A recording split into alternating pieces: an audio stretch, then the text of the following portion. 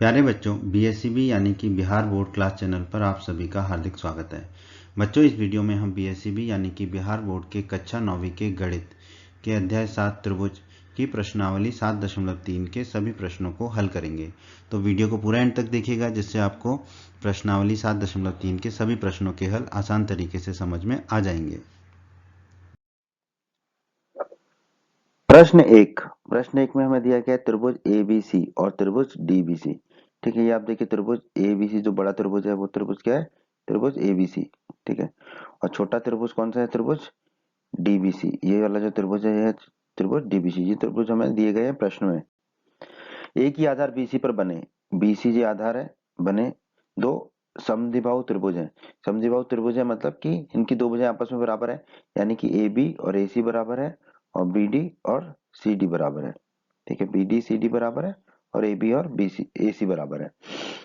इस प्रकार है कि ए और डी भुजा बीसी के एक ही ओर स्थित है। ए और डी भुजा बीसी के एक ही ओर मतलब ऊपर की ओर स्थित है। यदि ए डी को बढ़ाने पर बीसी पर पी पर प्रतिशत करें, जो एडी रेखा है उसको अगर हम बढ़ाते हैं आगे तो वो पी पर प्रतिशत कर रही है बीसी पर। बीसी पर कहाँ प्रतिशत कर रही है? पी पर।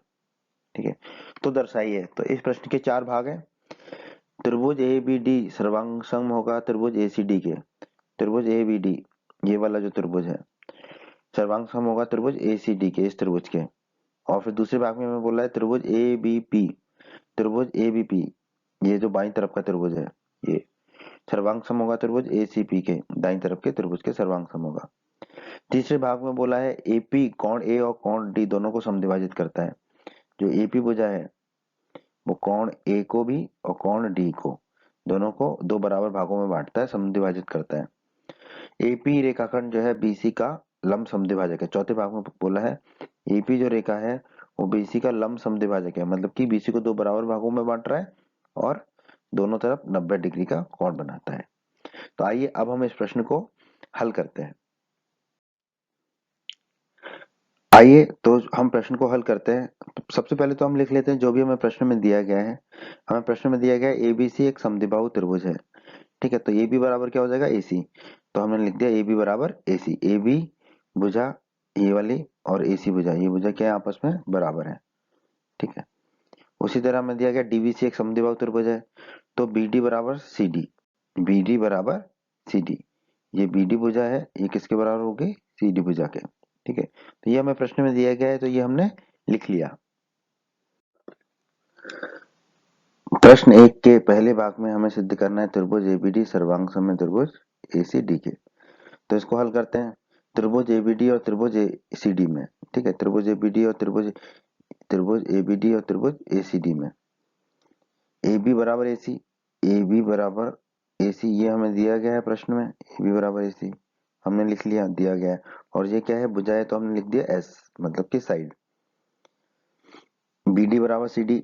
बी डी बराबर सी डी ये भी हमें प्रश्न में दिया गया है, क्योंकि ये क्या है? समद्विबाहु त्रिभुज है। ए बी सी और डीबीसी जो है समद्विबाहु त्रिभुज है, तो ये भी हमें प्रश्न में दिया गया है। तो हम ए से चले बी तक, बी से चले डी तक, उसी तरह ए से चले सी तक, सी से चले डी तक। अब डी से जाएंगे हम ए तक। डी ए बराबर डी ए ये भी उभयनिष्ठ भुजा है, तो हमने लिख दिया उभयनिष्ठ। बी डी बराबर सी डी भी एस था साइड भुजा। डी ए बराबर डी ए भी भुजा है साइड, तो हमने लिख दिया एस, उभयनिष्ठ है। तो अब आप देखिए ए बी डी, ए से बी तक गए, फिर बी से डी गए, फिर डी से ए गए। इस तरह ए सी डी। ठीक है, ए से सी तक गए, सी से डी तक गए, फिर डी से ए तक गए।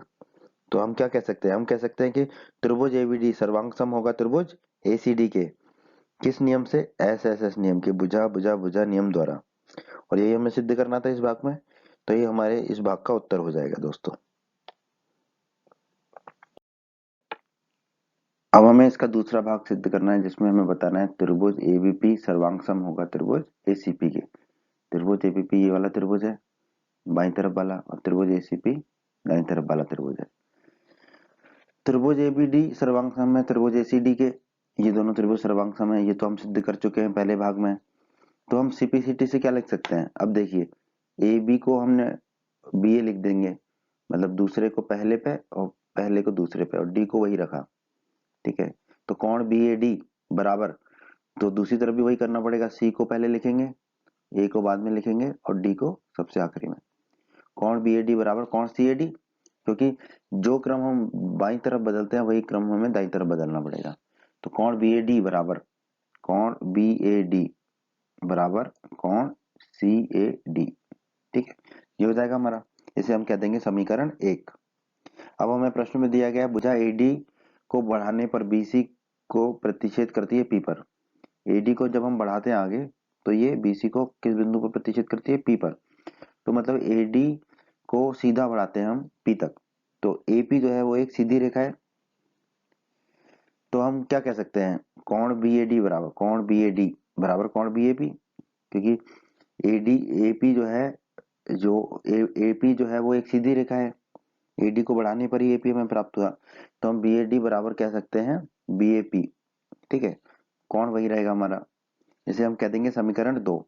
उसी प्रकार हम कह देंगे कोण सी ए डी बराबर कोण सी ए पी, इसको हम कह देंगे समीकरण 3। ये हो गया हमारा कोण। ठीक है, अब हम समीकरण 1, 2 और 3 को देखते हैं। बी ए डी की जगह हम क्या लिख सकते हैं, बी ए पी। इसी तरह सी ए डी की जगह हम क्या लिख देंगे, सी ए पी।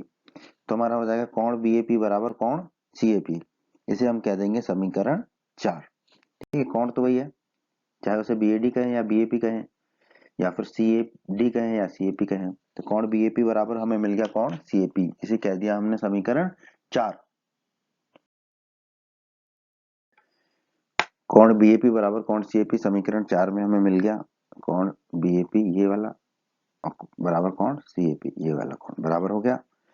अब त्रिभुज एबीपी और त्रिभुज एसीपी में त्रिभुज एबीपी ये वाला त्रिभुज जो है बाईं तरफ, त्रिभुज एबीपी और त्रिभुज एसीपी, इन दोनों त्रिभुजों में हम देखते हैं बी ए बराबर सी ए, बी ए बराबर सी ए कैसे, ये हमें दिया गया प्रश्न में।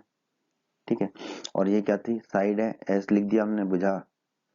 कोण बी ए पी बराबर कोण सी ए पी समीकरण 4 में हमने निकाला था, बी ए पी और सी ए पी बराबर है, तो ए लिख दिया एंगल। अब आप देखिए हम बी से चले ए तक, फिर हमने लिखा कोण बी ए पी ये वाला कोण, उसी तरह हम सी से चले ए तक और फिर हमने लिख दिया कोण सी ए पी ये वाला कोण। ठीक है, अब हम चलेंगे ए से पी तक, तो ए पी बराबर ए पी, ये तो उभयनिष्ठ भुजा है हमको पता है, और ये क्या भुजा है, तो लिख दिया हमने साइड यानी कि एस। तो अब आप देखिए हम चले बी से ए फिर पी, तो बी ए पी, उसी तरह हम चले थे सी से ए और फिर पी यानी कि सी ए पी। तो हम कह देंगे त्रिभुज बी ए पी सर्वांग होगा त्रिभुज सी ए पी के, किस नियम के द्वारा, ऐसे एस नियम के द्वारा, साइड एंगल साइड भुजा कोण भुजा नियम के द्वारा। ठीक है, लेकिन हमें सिद्ध क्या करना है, त्रिभुज एबीपी सर्वांग सम है त्रिभुज एसीपी के, तो हम इसमें पहले और दूसरे अक्षर जो है बी ए इसको आपस में बदल देंगे, तो दाईं तरफ भी बदलना पड़ेगा, तो सी ए को भी हम क्या कर देंगे ए सी। तो हमने बी ए को कर दिया ए बी, आपस में बदल दिया, पी वैसे ही रहा आखिरी, तो दाईं तरफ भी सी ए को क्या कर देंगे हम ए सी और पी वही रहेगा। तो हमारा हो जाएगा त्रिभुज एबीपी सर्वांग सम त्रिभुज ए सी पी के, और यही हमें इस भाग में सिद्ध करना था। इस प्रश्न के भाग 3 में हमें बताना है कि एपी जो है वो कोण ए और कोण डी दोनों को समद्विभाजित करता है, मतलब कि दो बराबर भागों में बांटता है, ये भाग और ये भाग बराबर होगा कोण ए का, उसी तरह कोण डी के ये दोनों भाग आपस में बराबर होंगे, दो भागों में बांटेगा। ये एपी जो भुजा है इन दोनों कोणों को दो बराबर भागों में समद्विभाजित करता है, ये हमें बताना है। तो पहले तो हम कोण ए को बताते हैं। ठीक है, तो कोण बी ए पी बराबर कोण सी ए पी ये हमें समीकरण 4 में हमने ज्ञात किया था। तो कोण ए जो है ये जो पूरा कोण है ये किसके बराबर होगा, कोण बी ए पी ये वाला जो कोण है वो धन कोण सी ए पी ये वाला जो कोण है, इन दोनों कोणों के बराबर होगा कोण ए हमारा। तो हमने लिख दिया कोण ए बराबर कोण बी ए पी धन कोण सी ए पी। अब कोण सी ए पी की जगह मैं रख सकता हूँ कोण बी ए पी, बिल्कुल रख सकता हूँ समीकरण 4 से। तो कोण सी ए पी की जगह रख दिया मैंने कोण बी ए पी, तो हो जाएगा हमारा कोण बी ए पी धन कोण बी ए पी बराबर कोण ए। कोण बी ए पी धन कोण बी ए पी हो जाएगा 2 गुणा कोण बी ए पी बराबर कोण ए, तो यहां से हमारा आ जाएगा कोण बी ए पी बराबर 1/2 कोण ए। और बी ए पी किसके बराबर है, समीकरण 4 में देखिए सी ए पी के, तो हम कह सकते हैं कोण बी ए पी बराबर कोण सी ए पी बराबर 1/2 कोण ए, यानी कि कोण ए का जो आधा है वो BAP है और CAP है। तो हम इससे निष्कर्ष निकाल सकते हैं कि AP जो है वो कोण A को समद्विभाजित करता है, यानी कि दो बराबर भागों में बांटता है। BAP और CAP ये दो बराबर भागों में बांट रहा है AP कोण A को। यही हमारा उत्तर होगा दोस्तों।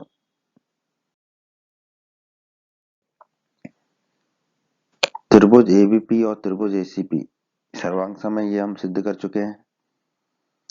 ठीक है, तो अब आप देखिए, अगर त्रिभुज ABP और त्रिभुज ACP सर्वांग सम है तो PB तीसरा और दूसरा, PB तो दाईं तरफ भी तीसरा और दूसरा, PC PB बराबर PC होगा। किस रूल से? CPCT से। सर्वांगसम त्रिभुजों के संगत भाग बराबर होते हैं। ठीक है, इसे हम कह देंगे समीकरण 5। PB बराबर PC को कह देंगे समीकरण 5। ठीक है, अब त्रिभुज आ जाइए BDP और CDP में। त्रिभुज BDP ये वाला और त्रिभुज CDP, इन दोनों त्रिभुजों में हम देखते हैं BD बराबर CD, BD बराबर CD, क्योंकि जो है BDC जो है त्रिभुज जो है आपका DBC या BDC त्रिभुज क्या है? समद्विबाहु त्रिभुज है। तो BD बराबर CD ये आपको प्रश्न में ही दिया गया है, तो हमने लिख दिया दिया गया है। और ये क्या भुजा है? तो हमने लिख दिया एस साइड। DP बराबर DP, DP बराबर DP, ये तो बेनिस्ट भुजा है तो बराबर ही होगी। ये भी भुजा है तो एस साइड लिख दिया हमने। PB बराबर PC, PB बराबर PC, ये समीकरण 5 में हमने ज्ञात किया था PB बराबर PC, तो हमने लिख दिया समीकरण 5 से। ये भी भुजा है तो हमने S लिख दिया साइड। ठीक है, अब आप देखिए बाईं तरफ, पहले हम BD से चले, BD से चले, फिर DP, DP, D से P तक आए, फिर P से B तक गए, PB। ठीक है, तो हम कैसे चले? BDP। ठीक है, BDP। उसी तरह दाईं तरफ वाले त्रिभुज में हम CD चले, C से D तक चले, फिर D से P तक चले, D से P तक चले, फिर P से C तक चले, P से C तक चले। तो ये क्या होगा? CDP, CDP। तो हम कह सकते हैं त्रिभुज BDP सर्वांग सम होगा त्रिभुज CDP के। किस नियम के तहत? SSS नियम, भुजा भुजा भुजा नियम के द्वारा। त्रिभुज BDP और त्रिभुज CDP सर्वांग सम है, ये हम सिद्ध कर चुके हैं। ठीक है, तो कोण BDP बराबर कोण CDP होगा। उसी क्रम में लिखा BDP और CDP। क्यों? CPCT से। CPCT मतलब सर्वांगसम त्रिभुजों के संगत भाग बराबर होते हैं, तो सर्वांगसम त्रिभुजों के संगत कोण भी बराबर होंगे, तो कोण BDP और कोण CDP बराबर होंगे। अब आप कोण D को देखिए, कोण D क्या है? ये जो पूरा कोण है यह है कोण BDP धन कोण CDP, इन दोनों को मिला के तो हमने लिख दिया कोण D बराबर कोण BDP धन कोण CDP। कोण CDP को मैं क्या लिख सकता हूँ? कोण BDP। ठीक है, तो कोण CDP को लिख दिया मैंने कोण BDP, तो हो गया हमारा कोण BDP धन कोण BDP बराबर कोण D। BDP धन BDP क्या हो जाएगा? दो गुणा BDP, तो 2 गुणा कोण BDP बराबर क्या हो गया? कोण D। तो कोण BDP क्या हो जाएगा? 1/2 कोण D। ठीक है, और BDP और CDP बराबर है, BDP और CDP बराबर है, तो हम क्या लिख सकते हैं? कोण BDP बराबर कोण CDP बराबर 1/2 कोण D। तो ये जो कोण D है इसका आधा है कोण BDP और आधा है कोण CDP। तो हम क्या निष्कर्ष निकाल सकते हैं कि जो AP भुजा है वो कोण D को समद्विभाजित कर रही है, मतलब कि दो बराबर कोणों में बांट रही है। और यही हमें इस तीसरे भाग में सिद्ध करना था, तो यही हमारा उत्तर होगा दोस्तों। इस प्रश्न के चौथे भाग में हमें बताना है कि जो AP रेखाखंड है वो BC का लंब समद्विभाजक है, यानी कि ये जो AP रेखाखंड है ये BC का लंब समद्विभाजक है, मतलब कि ये इसको दो बराबर भागों में बांट रहा है लंबाई में, और लंब है मतलब कि दोनों तरफ के कोण 90 डिग्री के हैं। ठीक है, तो PB बराबर PC, ये समीकरण 5 में हमने अभी निकाला था, PB बराबर PC। ठीक है, तो PB और PC अगर बराबर है तो हम कह सकते हैं कि AP जो है वो BC को समद्विभाजित करता है, तो हम निष्कर्ष निकाल देंगे AP रेखाखंड जो है BC का समद्विभाजक है। तो समद्विभाजक हो गया, अब हमें लंब और निकालना है। हम पहले ही सिद्ध कर चुके हैं त्रिभुज ABP और त्रिभुज ACP जो है वो सर्वांग सम है। त्रिभुज ABP ये वाला त्रिभुज और त्रिभुज ACP ये त्रिभुज, ये दोनों त्रिभुज क्या आपस में सर्वांग सम है। तो कोण APB, कोण APB, तो पहला अक्षर तो वैसे ही लिखा, दूसरे तीसरे अक्षर को आपस में बदल दिया, तो APB उसी तरह दाईं तरफ करेंगे, पहला वैसे ही लिखा ए को और सीपी को आपस में बदल देंगे तो पीसी हो जाएगा। तो कोण एपीबी बराबर हो जाएगा कोण एपीसी। कोण एपीबी ये वाला जो कोण है बराबर किसके हो गया, कोण एपीसी के। ये दोनों कोण आपस में बराबर हो गए। ठीक है, किससे, किस नियम से, सीपीसीटी से। सीपीसीटी का मतलब क्या है, सर्वांगसम त्रिभुजों के संगत भाग बराबर होते हैं। तो यहाँ पर सर्वांगसम त्रिभुजों के संगत कोण बराबर है।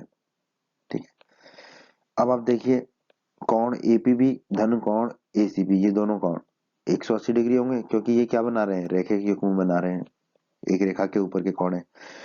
अब एपीसी की जगह मैं क्या रख सकता हूँ, यहाँ पर एपीबी रख सकता हूँ।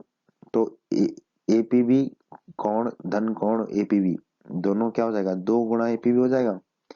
2 गुणा एपीबी कितना हो जाएगा, 180 डिग्री हो जाएगा। 2 को दूसरी तरफ दाईं तरफ ले जाएंगे तो कोण एपीबी क्या हो जाएगा, 180 डिग्री बटा 2। 2 से भाग देंगे तो बचेगा 90 डिग्री। तो कोण एपीबी हमारा कितना आ जाएगा, 90 डिग्री। और कोण एपीबी और कोण एपीसी बराबर है, तो हम कह सकते हैं कोण एपीबी बराबर कोण एपीसी बराबर 90 डिग्री। ये दोनों कोण 90 डिग्री के हो गए। तो हम क्या निष्कर्ष निकाल सकते हैं, ये जो एपी रेखाखंड है वो बीसी पर लंब है, क्योंकि दोनों एपी के दोनों ओर के कोण कितने आ रहे हैं, 90 डिग्री। यही हमारा उत्तर होगा इस भाग का दोस्तों। प्रश्न 2। प्रश्न 2 में हमें दिया गया है कि एडी जो है वो एक समद्विबाहु त्रिभुज एबीसी का शीर्ष लंब है। तो सबसे पहले जो दिया गया वो हम लिख लेते हैं, बना लेते हैं। दिया गया है एबीसी एक समद्विबाहु त्रिभुज है, तो हमने एबीसी एक त्रिभुज बना लिया जो कि समद्विबाहु है, जिसमें ए बी बराबर ए सी है। ए बी बराबर ए सी दिया गया है, तो ए बी बराबर ए सी हमने लिख लिया। ठीक है, ए बी बराबर ए सी बुझाए हैं। और क्या दिया गया हमें, एडी जो है वो समद्विबाहु त्रिभुज एबीसी का एक शीर्ष लंब है। ठीक है, तो एडी भुजा हमने खींच दी। ये त्रिभुज एबीसी का क्या शीर्ष लंब है, तो इसके दोनों ओर के कोण कितने होंगे, 90-90 डिग्री के होंगे दोनों कोण। तो हम क्या लिख देंगे, कोण ए डी बी, कोण ए डी बी बराबर कोण ए डी सी, ये वाला कोण। और ये किसके बराबर होगा, 90 डिग्री के। इसको हम कह देंगे समीकरण 1।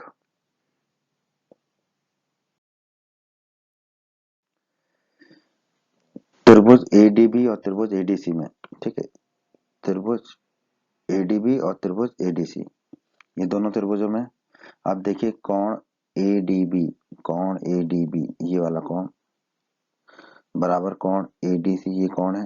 और ये किसके बराबर है, 90 डिग्री के। ये हमने समीकरण 1 में निकाला था। इसको हमने लिख दिया आर। आर मतलब राइट एंगल, मतलब कि समकोण। ठीक है, अब बी ए बराबर सी ए ये हमें दिया हुआ है, ए बी बराबर ए सी दिया हुआ है। तो ए बी को हमने क्या लिख लिया, बी ए बी को हमने लिख दिया बी ए, और ए सी को लिख दिया हमने सी ए सी को लिख दिया हमने सी ए, ये हमें दिया गया है। अब आप ये देखिए जो बी ए है ये त्रिभुज एडीबी, त्रिभुज एडीबी, त्रिभुज एडीबी का क्या है, समकोण त्रिभुज एडीबी का क्या है, कर्ण है। तो एच होता है कर्ण, अंग्रेजी में एच मतलब हाइपोटेनियस। ठीक है, उसी तरह त्रिभुज एडीसी में, त्रिभुज एडीसी में सी ए क्या है, सी ए क्या है, ये भी कर्ण है, क्योंकि समकोण त्रिभुज की सम्मुख भुजा है। तो इसको हम लिख देंगे एच से, हाइपोटेनियस। ठीक है, ये हमें प्रश्न में दिया गया है। ठीक है, अब एडी बराबर एडी, ये एडी दोनों में उभयनिष्ठ है, कॉमन है। तो ये कोई एक भुजा होगी हमारी, एस लिख देंगे इसको साइड। ठीक है, तो अब आप देखिए आरएचएस नियम से, आरएचएस नियम से क्या होगा, देखिए हमने जो समकोण त्रिभुज लिया एडीबी, एडीबी जो समकोण त्रिभुज लिया ये, ठीक है, तो ए से शुरू किया, डी से फिर बी तक गए। ठीक है, फिर एडीबी की सम्मुख भुजा कर्ण होती है, तो फिर हम बी से ए तक गए। ठीक है, तो हमने क्या लिया, ए डी बी। ठीक है, तो हम कह देंगे त्रिभुज एडीबी सर्वांग सम होगा किसके, दूसरे त्रिभुज में देखिए समकोण त्रिभुज हमने क्या लिखा था, एडीसी, एडीसी लिखा है। फिर समकोण त्रिभुज की सम्मुख भुजा कर्ण, कर्ण को हमने क्या लिखा, एडीसी गए, तो फिर हम सी से ए तक जाएंगे, तो हमने लिखा था सी ए। तो हम कह देंगे त्रिभुज एडीसी, त्रिभुज एडीसी। तो त्रिभुज एडीबी और त्रिभुज एडीसी क्या होंगे, आपस में सर्वांग सम होंगे। किस नियम के द्वारा होंगे, आरएचएस नियम के द्वारा होंगे। ठीक है,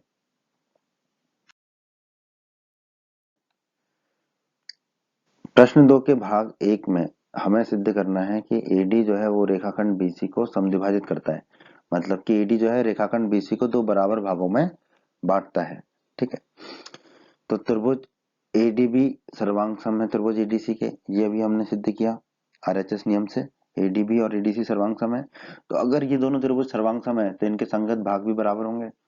तो आप देखिए डीबी दूसरा और तीसरा, दाईं तरफ भी डीसी दूसरा और तीसरा, डीबी बराबर डीसी होगा सीपी सीटी से। सर्वांगसम त्रिभुजों के संगत भाग बराबर होते हैं, तो सर्वांगसम त्रिभुज के संगत भुजाएं भी बराबर होंगी। तो डीबी बराबर डीसी हो गया, ठीक है, डीबी बराबर डीसी हो गया हमारा, ठीक है।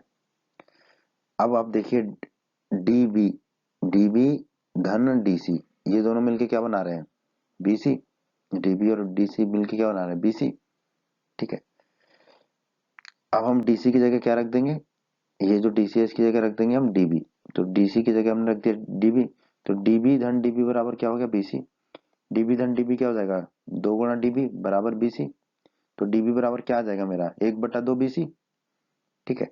और डीबी बराबर क्या है, डीसी के, तो हम लिख सकते हैं डीबी बराबर डीसी बराबर 1/2 बीसी। यानी कि जो डीबी है वो डीसी के बराबर है और बीसी के आधे हैं दोनों। यानी कि जो दोनों जो बीसी है वो उसका आधा भाग डीबी है और आधा भाग डीसी है। तो हम क्या निष्कर्ष निकाल सकते हैं कि एबी एडी रेखाखंड जो है वो बीसी को समद्विभाजित करता है, मतलब 2 बराबर भागों में बांट रहा है। इससे ये निष्कर्ष निकल गया हमारा, और यही हमें बताना था। तो यही हमारा उत्तर होगा पहले भाग का। प्रश्न के दूसरे भाग में हमें बताना है एडी जो है कोण ए को समद्विभाजित करता है। ये पूरा कोण ए है, तो जो एडी भुजा है ये कोण को समद्विभाजित करता है, मतलब कि 2 बराबर कोणों में बांटता है, ठीक है। ये हमें सिद्ध करना है। त्रिभुज एडीबी सर्वांग सम है त्रिभुज एडीसी के, ये हम सिद्ध कर चुके हैं, ठीक है, आरएचएस नियम से।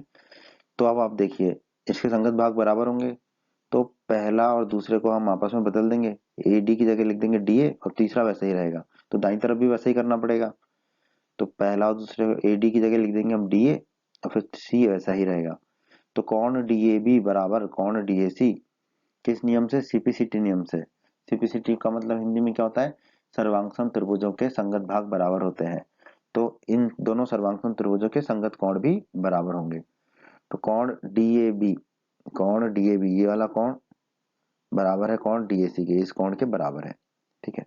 अब आप देखिए कौन डीएबी धन कौन डीएसी बराबर क्या है, कौन ए, ये जो पूरा कौन ए है ये किसके बराबर है, डीएबी और डीएसी के। अब डीएसी की जगह मैं क्या रख सकता हूँ, डीएबी रख सकता हूँ। तो डीएसी की जगह मैंने रख दिया डीएबी, तो हो जाएगा मेरा कौन डीएबी धन कौन डीएबी बराबर कौन ए। तो ये हो जाएगा मेरा 2 गुणा कौन डीएबी बराबर कौन ए, डीएबी धन डीएबी हो जाएगा 2 गुणा कौन डीएबी। तो कौन डीएबी बराबर हो जाएगा मेरा 1/2 कौन ए, ठीक है। अब डीएबी किसके बराबर था, डीएसी के, तो हम कह सकते हैं डीएबी बराबर डीएसी बराबर 1/2 कौन ए, ठीक है। तो इससे हम क्या निष्कर्ष निकाल सकते हैं, जो कौन ए का आधा है वो क्या है, कौन डीएबी और कौन डीएसी। जो कौन ए का आधा है, तो जो एडी भुजा है वो कौन ए को क्या है 2 बराबर भागों में बांट रही है, तो हम निष्कर्ष निकाल सकते हैं कि एडी जो है कौन ए को समद्विभाजित करती है। यही हमें इस भाग में सिद्ध करना था, तो यही हमारा उत्तर होगा दोस्तों। बच्चों, अगर आप हमारे बिहार बोर्ड क्लास चैनल पर नए हैं और आपने अभी तक हमारा बिहार बोर्ड क्लास चैनल को सब्सक्राइब नहीं किया है, तो आप जल्दी से सब्सक्राइब बटन को दबाकर हमारे बिहार बोर्ड क्लास चैनल को सब्सक्राइब कर लीजिए और बेल आइकन को भी दबा दीजिए।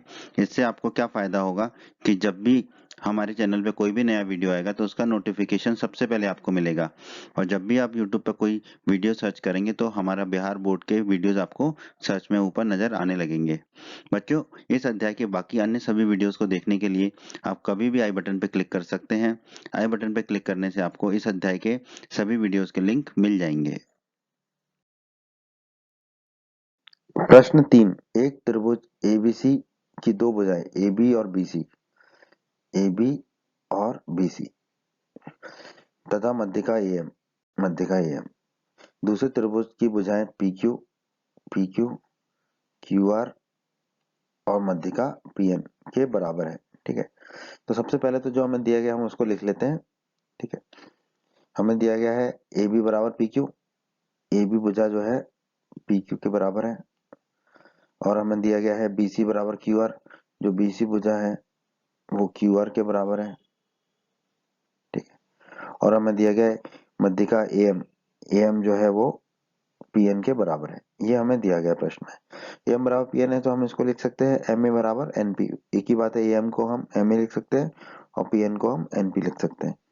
ठीक है, और हमें क्या दिया गया है कि जो ए एम है वो मध्यिका है। मध्यिका है मतलब कि वो बीसी को दो बराबर भागों में बांट रहा है, यानी कि बी एम बराबर सी एम बराबर 1/2 बीसी। ठीक है, उसी तरह पी एन क्या है, मध्यिका है, तो ये भी क्यू आर को क्या है, दो बराबर भागों में बांट रहा है। तो हम लिख सकते हैं क्यू एन बराबर आर एन बराबर 1/2 क्यू आर, 1/2 क्यू आर। ठीक है, तो ये हमें प्रश्न में दिया गया है।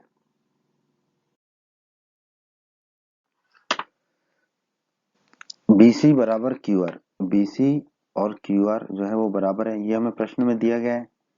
ठीक है, अब अगर हम दोनों तरफ 1/2 का गुणा कर लें तो भी बराबर रहेगा, तो दोनों तरफ हमने 1/2 का गुणा कर लिया। 1/2 बीसी बराबर 1/2 क्यू आर। अब 1/2 बीसी किसके बराबर है, बी एम के, और 1/2 क्यू आर किसके बराबर है, क्यू एन के। तो बी एम बराबर क्यू एन हो जाएगा, इसको हम कह देंगे समीकरण 1। प्रश्न 3 के भाग 1 में हमें सिद्ध करना है कि त्रिभुज एबीएम सर्वांग सम होगा त्रिभुज पीक्यूएन के। त्रिभुज एबीएम सर्वांग सम होगा त्रिभुज पीक्यूएन के। तो हम लिखते हैं त्रिभुज एबीएम और त्रिभुज पीक्यूएन में। ठीक है, ए बी बराबर पी क्यू, ये हमें दिया गया है, ए बी और पी क्यू बराबर, ये हमें प्रश्न में ही दिया गया है। ठीक है, और ये क्या है, भुजा है, तो हमने लिख दिया एस साइड के लिए। बी एम बराबर क्यू एन, बी एम और क्यू एन बराबर है, ये भी हमने समीकरण 1 से निकाला था। ये भी क्या है, भुजा है, तो हमने लिख दिया एस साइड के लिए। ठीक है, और एम ए बराबर एन पी, ये भी हमें दिया गया है, एम ए बराबर एन पी, एम ए बराबर एन पी, ये भी हमें दिया गया है। तो ये भी क्या भुजा है, तो हमने लिख दिया एस। अब आप देखिए, पहले त्रिभुज में हम ए बी, ए से चले बी तक, फिर बी एम, बी से चले एम तक, फिर एम ए, एम से चले ए तक। ठीक है, तो ये हो जाएगा हमारा त्रिभुज ए बी एम। ठीक है, त्रिभुज ए बी एम। उसी तरह दूसरे त्रिभुज में आप देखिए, हम पी से चले क्यू तक, पी से चले क्यू तक, फिर क्यू से चलेंगे एन तक, क्यू से चले एन तक, फिर एन से चले पी तक, एन से चले पी तक। तो ये हो जाएगा पी क्यू एन, सर्वांग सम होगा त्रिभुज पी क्यू एन के। ठीक है, तो यही हम लिख देंगे त्रिभुज ए बी एम सर्वांग सम होगा त्रिभुज पी क्यू एन के। किस नियम के द्वारा, एस एस एस नियम के द्वारा, एस एस एस नियम के द्वारा, साइड साइड साइड, भुजा भुजा भुजा नियम के द्वारा। यही हमें इस भाग में सिद्ध करना था, तो यही हमारा उत्तर होगा दोस्तों।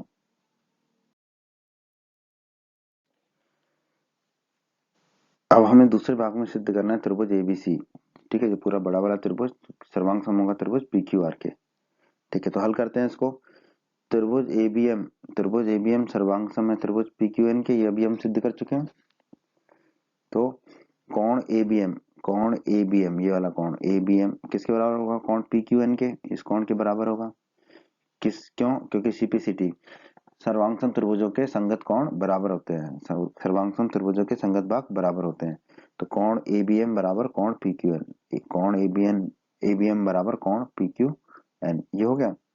अब आप देखिए कोण एबीएम, ये जो कोण है एबीएम, एबीएम, इसको मैं लिख सकता हूँ कोण एबीसी, कोण एबीसी, क्योंकि एम बिंदु जो है बीसी भुजा पर ही है।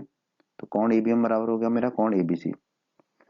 तो कोण एबीएम की जगह मैं क्या रख दूंगा, एबीसी। तो कोण एबीसी बराबर मेरा कितना हो गया, कोण पीक्यूएन के। ठीक है, क्योंकि एबीसी की एबीएम की जगह मैंने क्या रख दिया, एबीसी। तो एबीसी बराबर हो गया पीक्यूएन के।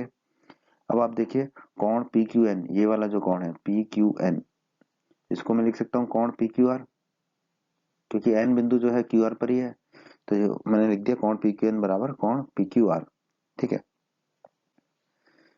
अब पीक्यूएन की जगह मैं क्या रख दूंगा, एबीसी, क्योंकि पी क्यू एन और एबीसी बराबर है। तो पी क्यू एन की जगह मैंने रख दिया कोण एबीसी। तो कोण एबीसी बराबर क्या होगा मेरा, कोण पी क्यू आर के। कोण एबीसी और कोण पी क्यू आर मेरे बराबर हो गए, कोण एबीसी और कोण पी क्यू आर मेरे बराबर हो गए। इसको मैंने कह दिया समीकरण 2। अब त्रिभुज एबीसी और त्रिभुज पी क्यू आर में हम देखते हैं, भुजा ए बी बराबर पी क्यू, ए बी बराबर पी क्यू, ये हमें दिया गया है, और ये भुजा है, तो हमने लिख दिया एस साइड के लिए। कोण एबीसी, कोण एबीसी बराबर कोण पी क्यू आर, ये भी हम समीकरण 2 से हमने निकाला था, तो हमने लिख दिया, ये कोण है तो हमने लिख दिया ए एंगल। BC बराबर भुजा BC बराबर भुजा QR, ये प्रश्न में ही दिया गया है। ठीक है, तो ये भुजा है तो हमने लिख दिया S। अब आप देखिए, पहले त्रिभुज में हम AB से चले तो हमने लिखा AB, फिर कौन कौन सा लिया, ABC। ठीक है, तो कौन ABC लिया, फिर भुजा कौन सी लिया हमने, BC। BC तो त्रिभुज क्या हो जाएगा मेरा, त्रिभुज हो जाएगा ABC। ठीक है, दाईं तरफ देखते हैं हम कहाँ से चले, PQ से। PQ से चले, कौन कौन सा लिया हमने, PQR, तो यही कौन PQR लिया। फिर आखिरी भुजा कौन सी लिया हमने, QR, Q से लेके R तक, तो हम लिख देंगे PQR। कौन जो है PQR, ये दोनों आपस में क्या होंगे, सर्वांग सम होंगे।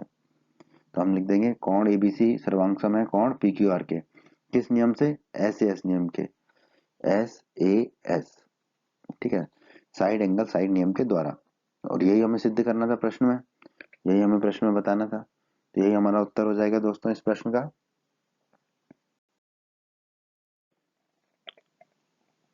प्रश्न 4 में दिया गया है बी और CF एक त्रिभुज ABC के दो बराबर शीर्षलंब है, तो RHS सर्वांग समता नियम का प्रयोग करके सिद्ध कीजिए ABC एक समद्विबाहु त्रिभुज है। ठीक है, तो हम इस प्रश्न को समझते हैं कि हमें क्या दिया है और हमें क्या सिद्ध करना है। हमें दिया गया है AC पर शीर्षलंब है B। ठीक है, AC ये भुजा है, इस पर एक शीर्षलंब है B। शीर्षलंब B मतलब दोनों तरफ के कोण 90 डिग्री के होंगे। ठीक है, AC पर शीर्षलंब क्या है B, तो हम कह सकते हैं कोण BEA, कोण BEA, BEC, कोण BEC, ये नीचे वाला कोण, ये दोनों कोण कितने के होंगे, 90 डिग्री के होंगे। और हमें क्या दे रखा है, AB पर शीर्षलंब क्या है, CF, CF खींचा है। ठीक है, अगर शीर्षलंब है तो ये दोनों कोण कितने के होंगे, कोण CFA CFB, ये दोनों कोण कितने के होंगे, 90 डिग्री के होंगे। ठीक है, दोनों कोण 90 डिग्री के होंगे। अब आप देखिए कोण BEC भी 90 का है, कोण CFB भी 90 का है, तो ये दोनों कोण आपस में बराबर हो जाएंगे। कोण BEC बराबर कोण CFB बराबर 90 डिग्री। इसको हम कह देंगे समीकरण 1।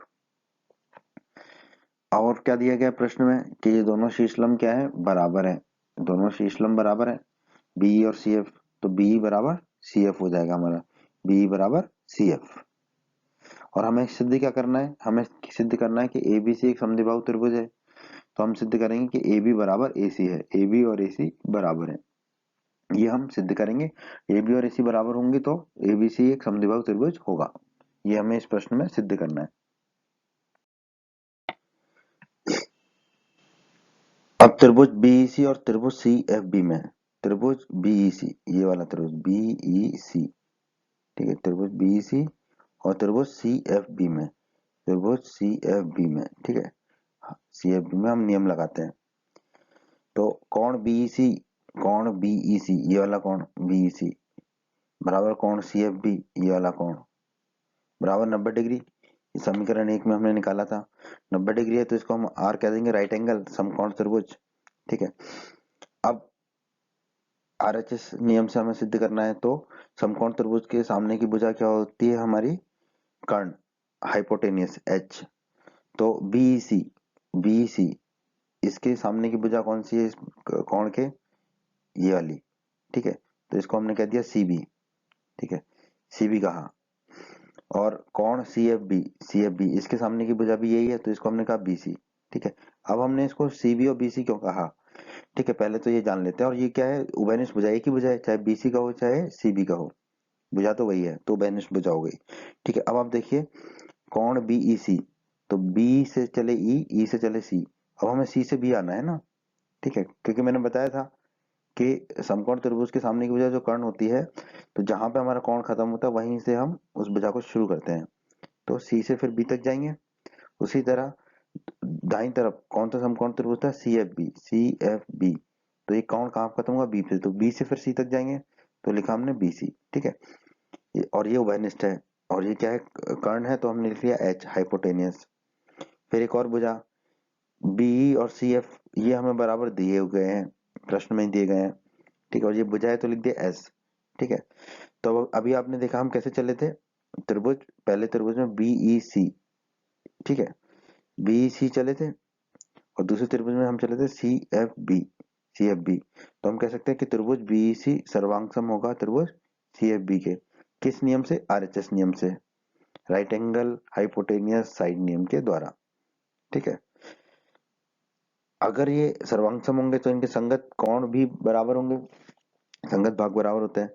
तो इसमें पहला तो हमने ऐसे ही रखा बाई तरफ बी का बी, ई और सी जो है उसको आपस में बदल दिया दूसरे तीसरे को, तो हमने लिख दिया सीई, तो हो गया कोण बीसीई।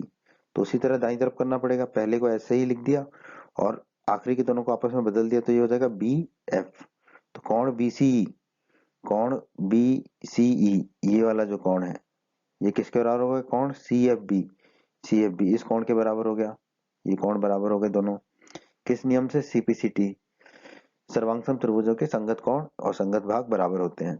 ठीक है, अब कोण बीसीई, कोण बीसीई, बीसीई को मैं बीसीए लिख सकता हूँ क्योंकि ये तक भी जाता है, तो बीसीई को मैंने लिख दिया कोण बीसीए, बीसीई को लिख दिया बीसीए। उसी तरह सीएफबी, कोण सीएफबी, सीएफबी, सीबीएफ सॉरी कोण सीबीएफ, कोण सीबीएफ को मैं क्या लिख सकता हूँ, कोण सीबीए, कोण सीबीए लिख सकता हूँ। तो हमने लिख दिया कोण बीसीए बराबर कोण सीबीए।